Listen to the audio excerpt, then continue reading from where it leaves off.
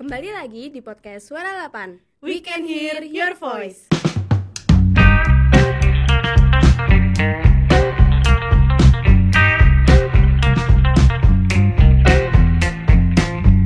We can hear your voice. Salam idola. Inovatif, disiplin, kolaboratif. Oke, J, kamu tahu nggak, kemarin aku habis cari universitas gitu kan di luar Iya. negeri. Terus aku kan kepengen di luar negeri, salah satunya ya lagi cari-cari yang bagus sih. Cuman aku nemu satu negara nih yang bagus, namanya sebutannya tuh negara matahari terbit. Kamu tahu nggak? Negara matahari terbit ya, Iya. tahu dong. Mana? Jepang kan? Bener lagi. Ohayou gozaimasu. Gimana? Ohayou. Kita udah kayak orang Jepang belum nih? Ya belum lah, Nay. Orang kita aja baru dikit doang ngomongnya. Iya sih. Gimana kalau kita perkenalan dulu nih, tapi pakai bahasa Jepang? Boleh. Aku duluan ya. Boleh. Ohayou gozaimasu. Watashi wa Naya desu. Dozo yoroshiku onegaishimasu. Aduh. Keren juga nih. Ya, Gantian dong. bisa. Boleh Ya. deh. Ohayou minasan, watashi wa Najwa desu. Dozo yoroshiku onegaishimasu. Wih, keren banget gak sih kita? Banget lah. Oh ya, Nay, ngomong-ngomong nih, kita hari ini membahas tentang apa sih? Kita hari ini mau membahas tentang pendidikan di Jepang nih. Pendidikan ya. Iya, pendidikan. Dan hari ini kita udah kedatangan guru kita yang bakal karena udah pernah study di Jepang nih, dan jadi bakal sharing-sharing pengalamannya di Jepang gitu. Karena kita tadi udah perkenalan, sekarang Sensei silakan perkenalan. Halo minasan, ohayou gozaimasu. Hayo.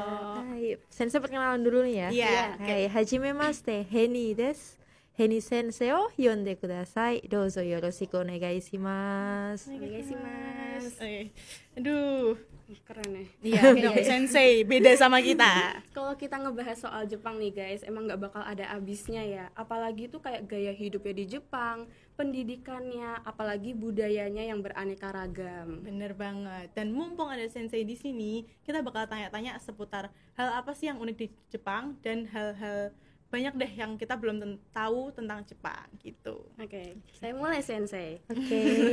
Sensei, sebelumnya kita mau tanya nih Sensei, gimana sih awal mula Sensei itu bisa ngedapetin kesempatan studi di Jepang? Iya. Oke, awal mulanya nih ya. Iya. Di awal mulanya itu sensei itu belum ada rencana pingin ke Jepang. Cuman ya tetap pingin. Jadi kayak belum ada rencana waktu dekat gitu ya. Oh iya, Oke. Tapi udah pingin ke Jepang kapan-kapan gitulah ya. Iya. Nah, ternyata waktu di sensei semester 5 itu tuh ada kayak informasi buat sekolah bahasa di sana. Jadi kayak modelnya itu sekolah bahasa ya, bukan beasiswa kayak gitu. Kalau beasiswa kan itu kan bayar. Iya. Bukan, sensei maaf. Maaf, apa itu? Bukan bayar dibayarin, sendiri. tapi Ya. dibayar sendiri. Iya. Jadi sensei itu bayar sendiri buat sekolah bahasa di sana, dan itu kesempatannya hanya untuk 5-6 siswa aja. Oh, 5-6 siswa doang ya? Masuk beruntung ya Sensei Iya. berarti ya? Iya, alhamdulillahnya beruntung, dan itu ditanyain yang minat siapa, karena ini kan tidak beasiswa. Iya. Jadi bayar sendiri. Jadi yang minat siapa? Nah, terus sensei ngusulin itu pengen ikut seperti itu. Dan ternyata setelah sensei ikut, dari kampus ada bantuan. Oh, dari Dapat bantuan uang. bantuan, iya. Bantuan uang, jadi tambahan kayak buat sangu seperti itulah Oh, ya. iya. Lumayan ya. Biaya hidup di Jepang ya, kan Biaya beda hidup. sama di Indonesia. Mm-mm. Terus selanjutnya di sana tuh Sensei ambil jurusan apa? Karena kebetulan di sana kan sekolah bahasa ya, jadi tidak ada jurusan apa-apa. Jadi kayak sensei di sana itu sekolah buat belajar bahasa Jepang. Jadi buat menambah kemampuan bahasa Jepangnya sensei seperti itu. Oh, gitu ya. Terus karena Sensei kan masih itu kuliah kan? Iya, masih kuliah. Cara izinnya Sensei ke orang tua tuh gimana Sensei? Izinnya yang pertama izin dulu yang pasti ya, izin Iya. minta dibolehin atau enggak. Karena kebetulan kan pakai biaya sendiri ya. Iya. Nah, awalnya itu kayak orang tua ya maju mundur, boleh enggak ya kayak gitu. Cuman ya alhamdulillahnya habis meyakinkan buat sekolah bahasa di sana, bahasa Jepang lagi di sana. Alhamdulillahnya di ACC, dan untuk dananya alhamdulillah diusahakan seperti itu. Alhamdulillah. Kita juga pengen tahu nih Sensei, apa sih yang ngebuat Sensei tuh bertekad buat milih Jepang sebagai tempat studinya Sensei? Iya. Tekadnya yang pertama karena kebetulan sensei belajarnya bahasa Jepang ya, pendidikan bahasa Jepang. Jadi otomatis tujuan utamanya pasti ke Jepang. Wih. Oke, Iya, jadi bener otomatis ke banget, Jepang kan iya. ya. Jadi semuanya pasti kayak teman-temannya sensei. Jadi kalau misalnya belum ke Jepang itu kayak belum Kurang, ada yang kurang gitu ya. kayak ada yang kurang greget gitu ya. Iya. Jadi banyak teman-teman sensei yang juga kayak setelah lulus cari magang atau cari kerja di Jepang seperti itu. Jadi pokoknya targetnya sekolah bahasa di Jepang ke Jepang seperti Oh, itu. gitu. Oke. Salah satunya. Apa aja yang sensei siapin sebelum studi ke Jepang? Oh, yang sensei siapin yang pasti tambah belajarnya ya bahasa Jepang ya, Iya. semakin sensei tingkatin tambah semangat belajarnya. Terus yang kedua tambah cari info. Cari info. Cari info tentang Jepang. Hmm. Terus kayak budayanya Jepang, cari-cari info lagi, terus sama buka di Google Map tempat sensei tinggal nantinya di mana, lingkungannya seperti apa. Jadi biar nggak kaget seperti itu. Oh, tapi sensei tinggalnya itu sama teman-teman yang tadi bareng berapa orang, 5 orang itu? Iya, sensei bareng sama berapa? 5 orang, iya, 5 orang sama sensei, yang satunya lagi cowok. Oh, Jadi nggak satu iya. rumah Satu ya, rumah satu. ya. Iya, Satu bisa. dorm gitu ya. Mm-mm. Terus menurut sensei selama ada di Jepang itu ada nggak sih cara belajar yang paling unik gitu di sana? Oh, selama sensei di Jepang, kalau menurut sensei yang nggak pernah sensei lakuin di Indonesia ya, Iya. jadi cara belajar sensei di sana itu sambil bersepeda. Bersepeda? Mm-mm. Gimana tuh? Jadi kayak sensei ngafalin kosakata, ngafalin huruf kanji sambil bayangin gitu nulisnya kayak gimana, itu sambil naik sepeda. Wah, Harus multi talent ya? Iya. Itu kan nggak bisa. harus fokus kedua. Iya, dua hal yang berbeda loh itu padahal. Itu untuk belajar bahasanya, tapi untuk listening itu sensei sambil dengerin kayak berita seperti itu di Jepang. Kan ada radio kan ya, Iya. jadi sinyalnya dapat, jadi sambil dengerin berita kayak gitu. Oh. Selama sensei di Jepang pernah itu nggak sih sensei ngelihat variety show kayak gitu kan biasanya banyak tuh di Jepang di TV-TV. Sensei sering lihat yang variety show seperti itu. Waktu itu enggak sih, karena kebetulan di tempat kamarnya sensei, di tempat tinggalnya sensei itu gak ada TV-nya. Oh. Jadi sensei jarang nonton TV. Iya, iya, iya. Oke, Mm-mm. selama di Jepang nih, kegiatan apa yang sensei lakuin selain studi? Selain study, kegiatan sensei kerja part time ya. Oh, part time juga. Jadi kuliah sambil part time. Iya, sambil part time, arubaito nyebutnya. Aruba? Arubaito. Arubaito. So, arubaito part time seperti itu. Oh, kerjanya ngapain aja tuh sensei? Kerjanya ngapain aja? Sensei kerjanya di waktu itu yang pertama di pabrik sayur ya. Pabrik Sayur. Mm-mm. Oh, kok baru tahu pabrik sayur tuh berarti jadi petani juga atau Oh gimana? bukan, jadi kayak di pabrik kayak bungkus-bungkusin sayuran yang udah dateng kayak gitu. Jadi sensei cuman ngepakin seperti ngepak-ngepakin. Yang bakal dijual buat di pasar gitu-gitu. Bukan di pasar, lebih ke kayak mini market seperti itu ya. Mm-mm. Seperti itu. Oh, Seperti itu. Oke, saya kan udah studi di Jepang, terus ternyata selama studi di Jepang juga ada part time di luar kan, berarti ada ngobrol-ngobrol sama orang Jepang, berarti bahasa Jepangnya lumayan lancar dong. Ya alhamdulillah lumayan lah ya. Iya. Tips and trick dong sensei buat apa ya? Biar kita yang mau belajar di Jepang juga bisa selancar itu. Biar Ya, lancar. lancar ya bahasa kita Jepangnya. Oke, biar lancar bahasa Jepangnya yang pasti sambil itu ya ngobrol sama orang Jepangnya langsung ya. Langsung ya? Mm-mm. Jadi biar lebih telinganya itu lebih peka dan tambah kosakatanya juga seperti itu. Terus sama sambil dengerin itu juga apa namanya apa itu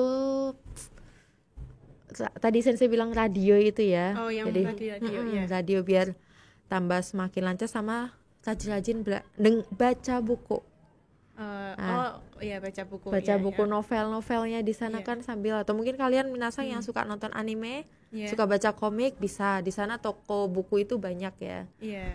Oh, sensei itu berarti orang yang tipe suka ngelihat anime-anime Jepang juga nggak selama di Jepang situ? Enggak, Bukan malah nggak tertarik atau lebih ke baca komiknya ya. komik Jepang? Komik Jepang, jadi langsung beli komiknya yang ada di Jepang, kita baca seperti itu. Kalau misalnya nggak mau beli juga bisa baca aja di sana seperti itu. Ada perpustakaan Ada. gitu berarti? Perpustakaan. Ada pustakaannya, perpustakaan umum banyak. Wow, keren juga berarti di Jepang ya. Tapi Sensei pernah gitu nggak sih kayak baca komik lah nggak ngerti nih artinya apa gitu kan, kayak pasti ada kanji yang susah dipahami gitu. Pernah nggak Sensei? Pernah. Pernah. Langsung buka translate. Google, Oh. buka handphone dicek pakai aplikasi Jisho. Jisho. Terus sambil sekalian promosi ya. Nggak apa-apa, Aplikasi Sensei. Jisho langsung dicek. Karena kita tahu cara penulisannya gimana, kita bisa cari langsung ini bacanya apa ya, seperti itu. Oh begitu. Jadi sambil belajar juga ini kosakata baru apa ya, seperti itu. Pernah nggak Sensei kalau pas ngobrol lagi sama orang Jepang gitu, ngobrol biasa terus tapi pas orang Jepang yang jawab tuh malah kita bingung gitu, Senseinya bingung kayak ini jawabnya gimana ya, atau karena cepat atau gimana gitu. Pernah. Gimana tuh Sensei? Sensei pasti nanggepinnya. langsung apa ya, kayak bingung, kita bingung kayak gitu langsung sumimasen moichi do kayak gitu, maaf tolong sekali lagi. Oh, diulangin. Ya minta diulangin lagi sekali lagi. Mungkin kalau misalnya dia lawan bicara yang kita paham, kalau kita nggak tahu itu artinya apa, biasanya mereka bakal cari kalimat yang lain Oh. yang lebih simple kayak gitu. Oh, kayak gitu. Oh, Oke.